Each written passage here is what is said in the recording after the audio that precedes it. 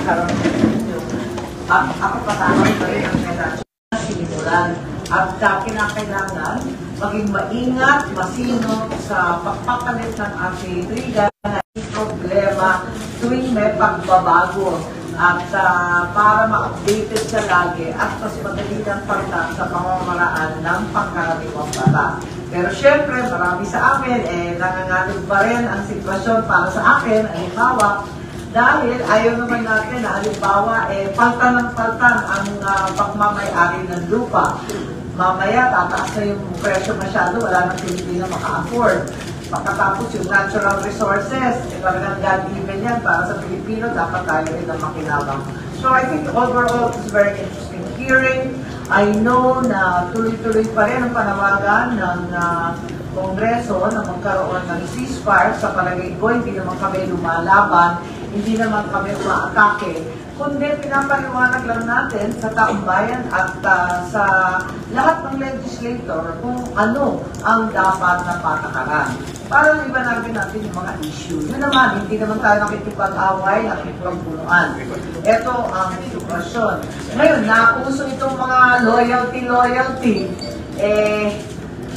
sa haba ng panahon na nasa politika po kami, ang alam ko, kapag nagkakaroon ng protestations of loyalty, may problema.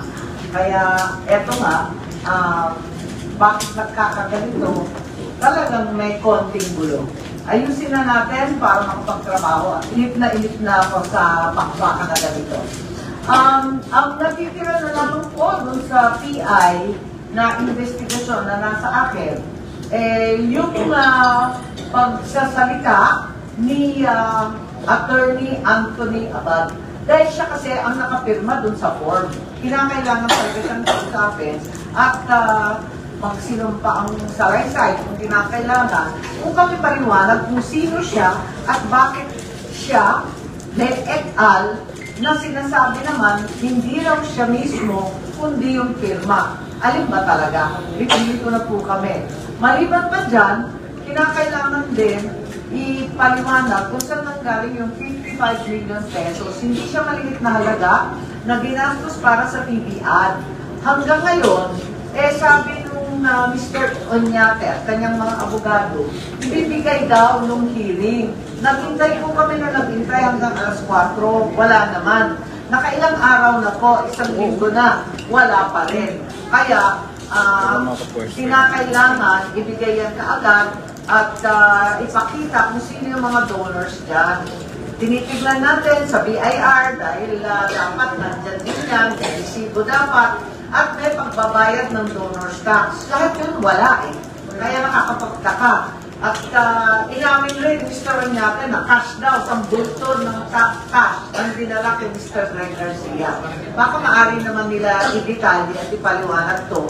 Dahil ang resibo naman, ba't napunta naman sa abogado? Parang napakagulo ng transaksyon. Ang clarify lang. So, hanggang hindi umahanap si Atty. Abad at wala yung documents from FEMA, tuloy yung panahon.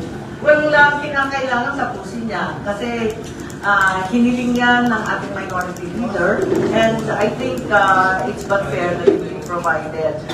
Lumampas na nga yung deadline na sana the same day. Kasi siyempre, madali lang yan, diba? Alam mo naman kung sino ang nagbigay. At tulad nga ng sinasabi ng ibang senador, ba't mo ikahihiya yun? Siyempre, pag mamalaki mo, kung kaya mo mag-donate at talagang naninindigan ka, naniniwala na kinakailangan pauta ng saligang batas, advocacy na mo yun pag malaki mo. Wala namang problema yun. Magduda ka na, pera talaga ni Onyate. Hindi ko alam, ang inamin lang niya, kalahati daw, nung 55 million, nanggaling sa kanya. Tinatanong nga, saan galing yung isang kalahati? Yun lang naman, hindi ko kilala si Mr. Onyate, palagay ko, nakita ko na rin yan kung saan-saan. Subalit, hindi ko rin alam kung saan nanggagaling ang pera niya, kung ano negosyo niya, at bakit siya may kakayahan mamigay lamang ng basta na napakalaki niya talaga. Ma'am, may assurance na sa next hearing, haharap na si Atty. Abad? Well, nag-email siya na after February 8, available na daw siya. So, tentatively, naka-schedule ako ng February 13, sana matuloy kahit at 13. Dito na gagawin. Dito na sa Senate, ma'am, yung next hearing. I think so. I think that we should conduct Senate business as a general rule within the Senate grounds. Pero nagkakagipitan na sa Quacos. Paano po ma-resolve ang yung palitan ng salita ng House at Senate regarding the PI? Kasi kahapon na pasa ng House. After Tahimik naman kami sa Senado. Tuloy-tuloy lang ang trabaho. Ako, anxious naman ako na matapos na yung PI na yan. Si Senator Angara, nag-umpisa na kasama ni Senator Robin, nag-umpisa na sila doon sa Resolution 6. So sa pakiwari po, tuloy-tuloy lang kami. Ngayon, yung nagbibigay pa ng taning na kailangan daw matapos by Holy Week, narinig naman natin yung ating mga justices. Talaga naman sinabi nila, huwag naman madaliin, hindi naman ganun kasimple yung saligang patas. At ngayon, tayo nagbabayad sa mga kakulangan dahil pinaspas nga, rinatsyada nga, yung ibang provision ng 1987. Matuto na tayo sa nangyari noon. Huwag natin madaliin. Sana, hanggat kaya, mahabol, sabi, sa susunod na eleksyon, 2025, mahabol yung plebiscite. Although, ang Congress naman nagre-reklamo na hindi daw nila kaya na. Hindi ko alam. So, yun lang ang akin. Walang deadly deadline dito. Kung clarify ko lang, so yung stand nyo, ako din dun sa mga maestrado, it's justices na, lagay na lang natin as an ordinary law, huwag na sa Constitution yung ilalagay provision. Hindi ako masyadong sold doon. Although it's an option for certain industries, probably we can carve out. Tignan natin.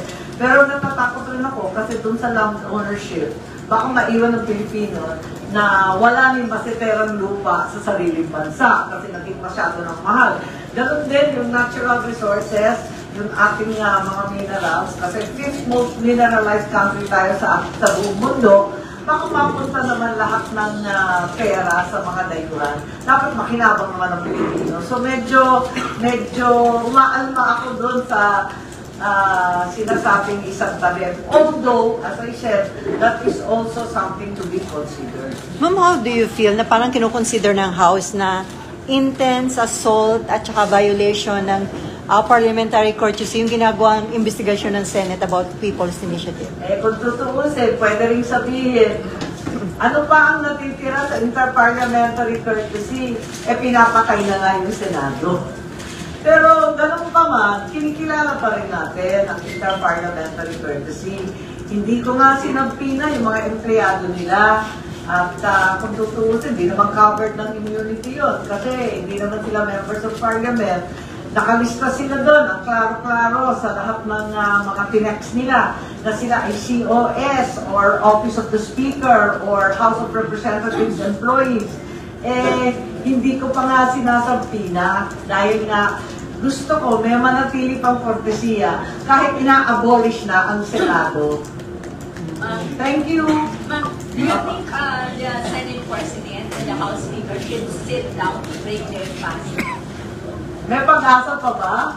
Kasi nakailang meeting na, hindi naman sila tumutupad sa usapan. Kailangan may mag-reach out, mag-initiate ng kung yes, either on the part of the Senate President or the House Speaker. Ay, sa palagay ko, we should leave it in the wisdom of the Senate President because he, after all, conducted those face-to-face meetings during which, time and again, the agreements were violated. Yung last na lang, saan po yung former Senator is Gregor and Soto, dapat si Presidente na lang mag-review. Sa palagay ko siya na nag-mediate early in January, yung kauna-unahan Resolution 6, hindi naman na tinupad, kaya bigo ang Senado. Okay? Thank you, ma'am. Sabi ko, hopefully, hindi na maawit na. May detalye pa kayo kanina,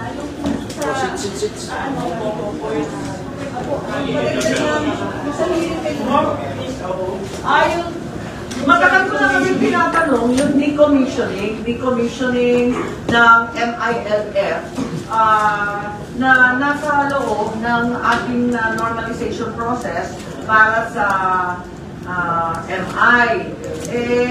Parang napakatagal na. Nung umpisa to, 2014. Ang sabi nila, yung proseso daw 2019 na nag-slow down dahil sa COVID, maraming dahilan. Pero ang akin, 5 taon na. Ilang pa lamang ang na-decommission? Totoo bang combatant yan? Magkano yung gastos? Bakit 4,000 lamang na baril ang nasurrender? Ano ba naman yan? Tapos marami pang kadudal-dudal sinasabi, yung mga kinalawang na bakal, yun lang naman ang sinurrender, yung personal firearms na pagkaganda-ganda, yung mga baril ng mga sympathizers, at kung sino-sino mayayaman na sumusuporta sa kanila, hindi naman daw sakop nung usapin. Parang anong kalokohan yan? 26,000 combatants, 4,000 lang ang baril. Ano ba yung bit-bit ng 22,000? Palo-palo, batuta, bira naman. Maniniwala ko naman nun. Ano yung gagawin ng committee para make sure na everything is in order? Pero una, hindi naman tama yung gano'n. Ang definition ng isang combatant ay isang tao na may bit-bit na baril, di ba? The one who carries firearms. Bakit walang firearms? Nakakapagtaka. Dapat So, i-visit yung kanilang dapat matching yun. Ano, kung may 26,000, dapat at least 26,000 din yung baril o lampas pa. Kasi yung isang sundalo, may 2, 3, may personal, may MI, may kung ano-ano. So, nagtataka talaga ako sa kakarampot na baril na nadali nila. At napakabagal 5 years na, nasa 60+% pa lamang ng kanilang target. Samantalang yung deadline, halos 1 taon na lamang. Dapat kasi sila matapos before the 2025 election. Makakabot pa kaya yung 40% na yan? Yun ang katanungan ko. binibigyan nila ng 100,000 each, di ba?